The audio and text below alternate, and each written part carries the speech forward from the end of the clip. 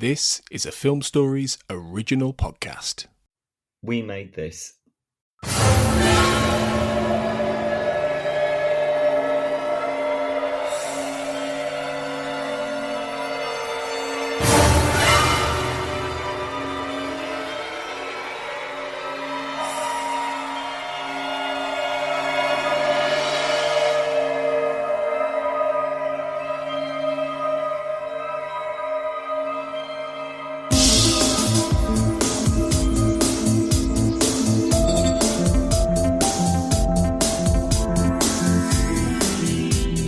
Welcome to the X-Cast. The truth is in here. We are continuing our coverage of X-Files Fight the Future Minute. I'm your host, Sarah Blair, and today we are covering Minute 94.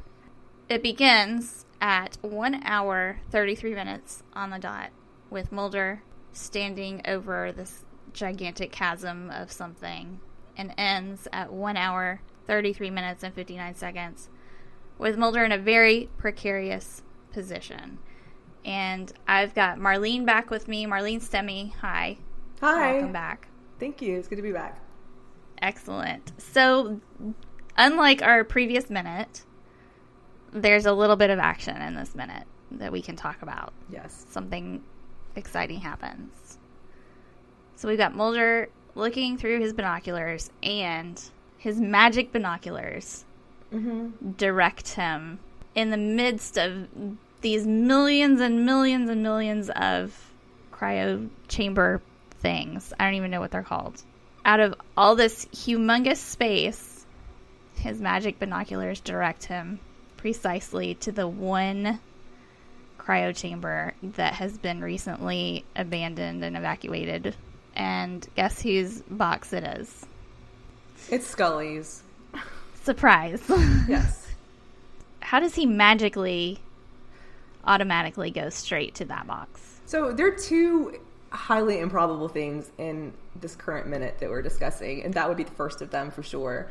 That he looks and sees amongst this entire thing, the one that they've apparently not cleaned up yet or moved out of the way, the transport, I guess it's a transport pod that Scully had been in. So he sees that through his binoculars, just one container that is still there. There's no real explanation. I like your magic binocular explanation. I also think that, and I think I mentioned this because I think it comes up in a later minute, but there's this sort of history in this show that just serendipity befalls Mulder and Scully right when they need it. Like maybe at no other time because their luck is not great all the time, but in certain moments I think that it's like, Providence is on their side, sort of. So I just interpret it that way because there's no other way to explain why he would automatically find that one, thing that he needs to see. But he did. And I feel like the binoculars kind of become significant because of that coming up, too. But it's improbable that he would find just her pod. And from an objective point of view, I understand editing purposes. You have only a certain amount of time to show on screen. You want to keep your movie tight. You want to keep everything flowing. So I understand the purpose behind him automatically finding the pod immediately. Like the first thing he sees is the pod. You're like, okay, got it. But it is, like you said, very improbable. And there's like no suspense whatsoever. It's like, okay, there's the pod. Boom. But at the same time, it is very X-Files-y. So it's not surprising. I get that, Chris Carter, he always wants to... I feel like so often his point of view is that the people are smart and they're going to get this, and I don't need to explain anything or put anything in between, He's like, they're going to make that connection, and we're not going to waste time on finding it or anything like that, which I understand. And I do appreciate that it moves the story along. Yeah. But it also makes you it kind of takes you out at the same time because you're like, I don't know about that, and it kind of like anything that kind of takes you out of the moment irks me just a little bit. But that's a very minor criticism, I think. I think had we not seen that type of thing so often on the show that like I don't want to go off on like too much of a tangent, but I think of like Clyde Bruckman's Final Repose when Mulder, the killer, is in the kitchen with Mulder and like holding his little knife over him, and Scully comes out, and she'd gotten off the service elevator by mistake, and she comes off the elevator and shoots him, and Mulder says, "Thank heavens for happenstance." So I feel like the show sets us up to expect that those little things along the way are going to happen to help them out. So it doesn't take me out as much as what you're talking about, but I understand that, because if I think about it, I'm like, that's, for a regular person, that's just very so much unlikely. of the X-Files. Just don't think about it. Don't ask questions. It's not even a needle in a haystack. It's like, just go along for the ride and enjoy it. And it is an enjoyable ride. I mean, this is a pretty tense scene that we're looking at here. A pretty tense minute. Well, there's something else coming up that I think is even more improbable, so maybe it takes my mind off the improbability of him finding her little transport pod right off the bat. Tell me about it, Marlene. Okay, so the next thing that happens, it looks like Mulder pauses and looks a little bit longer, of course, because he always has to stop and look. And taste things. He doesn't taste anything. I'm surprised he doesn't taste any alien goo in this. He has not done that. But he does stop and look now and then later on when it would behoove him to keep moving. That's just Mulder, though.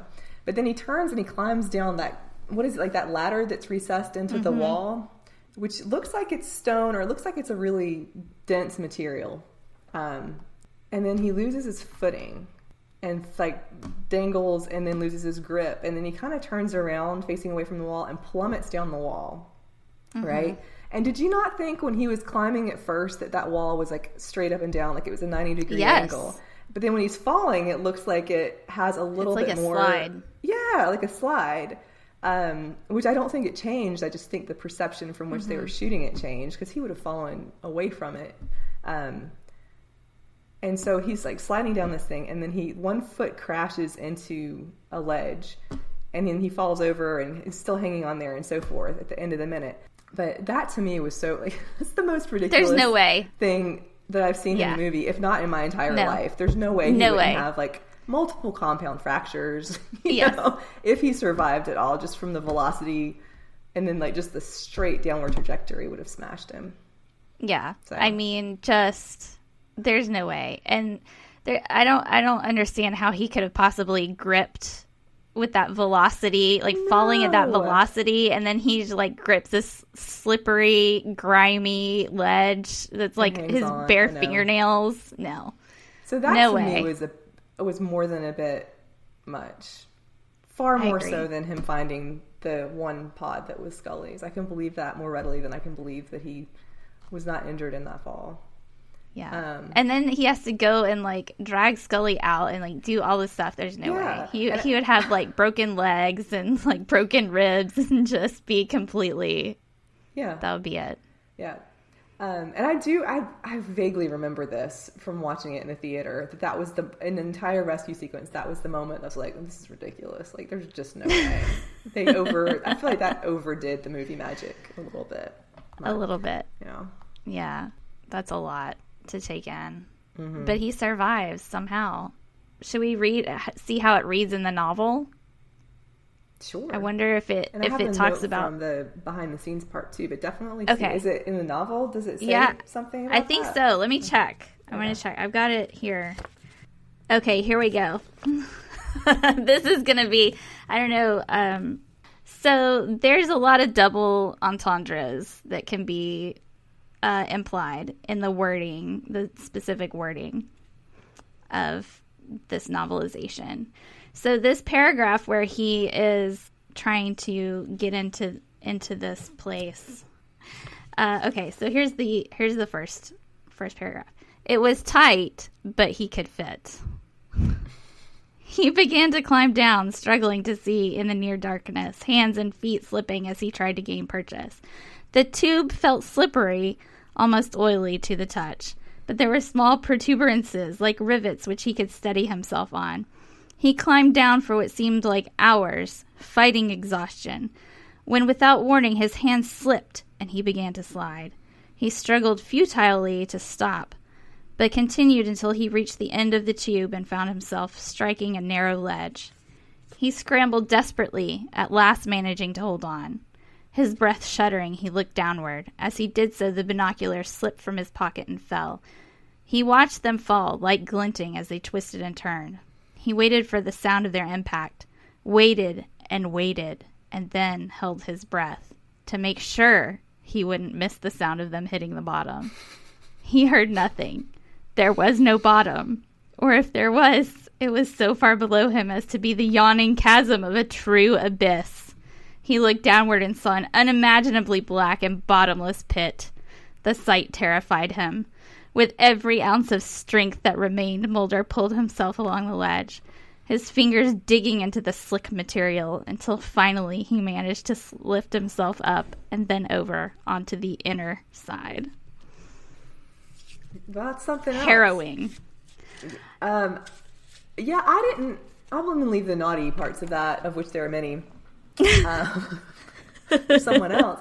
I think that goes into the next minute too, but for this one, I didn't get the sense that he felt like he was climbing down for hours. I mean, he pretty much took a couple steps and then was on his way. So, that was interesting. Yeah. Yeah. And I mean, honestly, if I were facing a chasm, a bottomless, endless pit, I think I would hold on really tight too. So maybe it's not quite as questionable as to how he hangs on. I think after that fall, him hanging on is unlikely. Even facing the endless depths. He couldn't hang on without any sort of like downward pull. True. And yet he landed. Yeah. I mean, I don't want to be a maybe it's his love for Scully that keeps him hanging on. Oh gosh. I'm a shipper. What can I say? I'm not. I do. I think it's his resoluteness, which is, there is love. I just don't see it. His platonic love for Scully keeps him hanging on. That's right. Well, in the commentary in the making of book, Chris Carter is talking about how to get Mulder from basically like upstairs to downstairs and to do that in a cinematic way. So they came up with the idea of him slipping and sliding and falling and so forth, which of course is a Mulder thing to do. So that part of it is believable. It's just the scope of what he endures that I don't find believable. It's talking about like him, like there's a bottom to where he's falling, but the velocity is traveling and he's kind of like careening off. And then he like grabs the sort of like the collar of the little shelf at the end by his knuckles. So, and that I think is where we leave him, isn't it? It is. Just kind of dangling. Yeah, we leave Mulder dangling. It's a literal cliffhanger that we leave our minutes on. White knuckle today. Cliffhanger. Yeah. Oh my goodness. What's going to happen to Mulder? Is he going to survive? Is he going to make it, Marlene? Stay tuned. It's not the end of the movie, just the end of our minute, so we will Exactly. All right, so we will be back tomorrow to find out what happens to Mulder. Will he make it off this cliff? Marlene, you'll be joining us again tomorrow. Yes, I will be back for that. Excellent. All right, well, that'll do it for us in minute 94 of Fight the Future Minute. Until next time, folks, trust no one. Elsewhere on We Made This.